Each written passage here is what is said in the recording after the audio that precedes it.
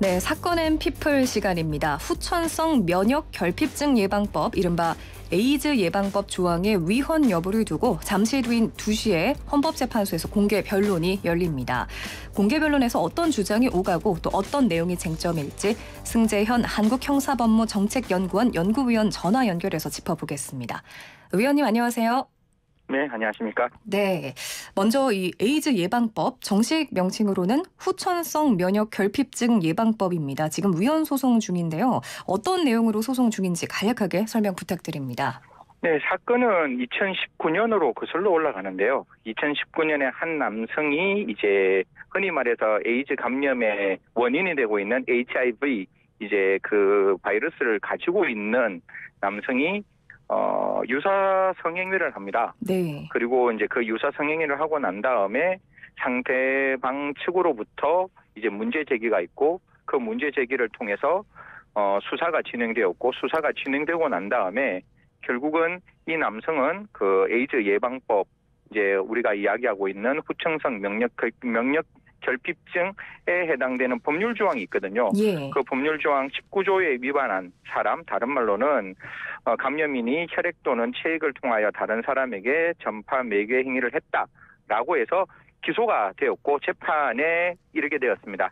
근데 재판을 담당하던 서부지방법원 판사가 이 후천성 면역 결핍증 예방법 그 19조 감염인은 혈액 또는 체액을 통하여 다른 사람에게 전파 매개 행위를 해서는 안 된다는 조항이 헌법에 반한다고 해서 위헌법률 심판 제청을 했고 네. 오늘 그 위헌법률 심판 제청에 대해서 각 당사자 합헌과 위헌을 주장하는 사람들의 공개 변론이 열리게 되었는 것입니다. 예, 근데 이거를 먼저 좀 정리를 하고 넘어가면 좋을 것 같은데요. 이 인체 면역 결핍 바이러스인 HIV와 에이즈를 구분을 잘 못해서 잘못된 상식이 굳어지면서 좀 더 혼란이 있을 것 같아요.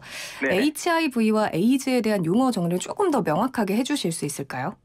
HIV에 관련된 그 내용이 그러니까 그 바이러스가 있어야지만 후천성 면역 결핍증이라는 에이즈가 걸릴 수 있는 거죠. 그러니까 네. 그 바이러스를 가지고 있다고 해서 곧 에이즈 환자가 되는 게 아니라 네. 지금은 현대의학이 굉장히 많이 발전이 되어서 HIV 바이러스를 가지고 있다는 것만으로는 후천성 면역 결핍증이라는 에이즈 환자는 아닌 겁니다. 네. 그런데 지금 여기서 이야기하고 있는 내용은 감염인, 즉 에이즈 환자가 아니고 그러한 HIV를 가지고 있는 감염인이 제3자와 혈액 또는 체액을 통하여 제3자에게 그러한 어떤 HIV를 감염시키는 행위를 하는 것 자체가 문제가 있다라고 해서 처벌 규정이 만들어졌는 것입니다. 아, 네. 그러면 에이즈 원인 바이러스인 HIV 감염자에게까지에 대한 처벌을 담고 있어서 이게 좀 위헌의 소지가 있다라고 논란이 되고 있는 건데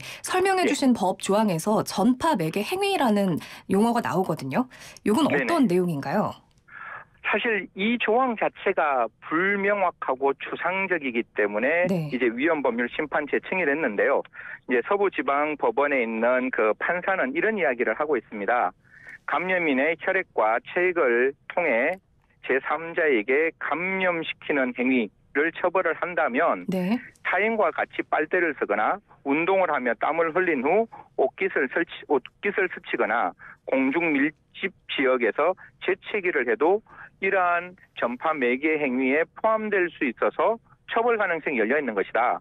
한번 감염인이 되면 사실상 접촉을 수반한 인간으로서의 자유로운 활동 대부분이 금지되고 처벌받을 수 있다. 이러한 점에서 위헌이라고 판사는 이야기를 하고 있는 거죠. 네. 제가 보더라도 전파 매개 행위 자체의 개념은 상대적으로 불명확하다라는 점은 저도 일정 부분 동의하고 있습니다. 네, 굉장히 광범위한 데다가 불명확해서 자칫하면 HIVI 감염자에 대한 인권 침해에 대한 소지도 좀 있을 것 같아요. 네네. 합헌과 위헌을 주장하고 있는 각각 양측의 입장도 간단히 정리를 해주시죠. 네네. 방금 이제 위헌이라고 이야기하는 거는 그 판사의 결정문을 보면 굉장히 상세하게 나와 있는데요. 네. 아까 제가 말씀했다시피 그 바이러스를 가졌다는 것만으로 일괄적으로 다 처벌을 한다면 굉장히 처벌의 범위가 넓어질 수 있고 특히 죄형 법정주의의 명확성의 원칙에 반하는 것이고 또 이러한 어떤 HIV의 어떤 그 감염이 되었다 할지라도 치료가 잘 되면 그러한 에이즈로 전환될 수 없는 경우도 있는데 무조건 HIV 감염 환자라는 이유만으로 그러한 어떤 타인과의 접촉을 제한하는 것은 행복 추구권에도 반한다. 이게 이제 판사님의 이제 위원 판사님의 주장인 것이고 네. 이해관계에 있는 질병관리청에서는 이런 이야기합니다. 체익과 전파 매개 행위는 전파 가능성이 있는 경우로만 제한 해석할 수 있다. 그러므로 죄형 법정주의 명확성의 원칙에 반하지 않고 또 치료만으로는 감염의 예방에 한계가 있어 과잉 금지 원칙에 반하지 않는다라고 의견을 제출했는데요. 네. 아마 오늘 공개 변론에서 이러한 부분 죄형 법정주의 명확성의 원칙이 과연 지켜지고 있는 규정인지 두 번째는 이러한 어떤 그 감염병 예방법에 나와 있는 이 매개 행위라는 것이 인간이 가지고 있는 근본적인 어떤 행복 추구권이라든가 네. 행동의 자유에 본질적인 제한이 있는 게 아니냐, 즉 비례성의 원칙에 반하는 게 아니냐 이런 논의들이 가장 큰 쟁점으로 부각될 것이라고 생각합니다. 네, 그럼 이제 지금 설명해 주신 부분이긴 한데요. 죄형법주의의 명확성의 원칙과 비례의 원칙이 이제 가장 이 핵심 사항이 될 걸로 보여지는데 이 부분을 조금 더 설명을 해 주신다면요. 죄형 법정주의는 죄와 형벌은 성문의 법률로 규정되어 있어야 되고 우리가 형벌이라고 그러니까 범죄라고 이야기를 하면 거기에 따르는 가장 대표적인 게 형벌이 따라 나올 수밖에 없기 때문에 네. 범죄가 되기 위해서는 누구나 예측 가능성이 있는 흔히 말하는 구성 요건으로 되어 있어야 되는 거예요. 사람을 살해한 자. 그러면 사람이라는 게 누구든지 이게 사람은 누구를 지칭하고 있는 거나 생명을 빼앗는 거는 무엇을 이야기하고 있구나. 이러한 어떤 누구든지 예측 가능한 행동이 되어야 하는데 지금 아까 제가 말씀드렸던 이러한 감염병 예방법에 따르는 19조에서 전파 매개 행위라는 것은 네. 과연 전파 매개라는 게 무엇을 의미하는 건지 그 서부지법 판사님도 이런 이야기를 합니다. 그러면 과연 이게 모든 성행위를 다 금지하는 건지 아니면 시청자 여러분들이 청취자 여러분들이 듣고 있어서 제가 웬만하면 단어를 굉장히 이렇게 조심해서 이야기를 하고 있는데요. 예. 그런 어떤 그 성행위를 할 때 HIV 감염을 예방할 수 있는 조치를 취하지 않고 하는 모든 성행위를 다 처벌하는 건지 그리고 그러한 어떤 성행위를 하고 난 다음에 감염이 된 경우만 처벌하는 건지 이런 게 다 명확하지 않다라고 이제 주장을 하시는 건데요. 예. 그런 부분에 대해서는 아까 제가 말씀드렸다시피 약간 명확성의 원칙에 분명히 이제 어긋날 수도 있지만 또 한편으로는 HIV의 어떤 감염을 일반 시민에게 막을 수 있고 또 악의적으로 이러한 HIV를 이제 확대시키는 행위에 대한 처벌은 또 필요하다라고 분명히 다른 측에서 이야기할 수 있기 때문에 이러한 명확성의 원칙에 반하느냐 만약에 반한다고 해서 바로 단순 위헌을 할 거냐 아니면 이러한 공익 HIV가 일반 시민에게 무차별적으로 확대되는 걸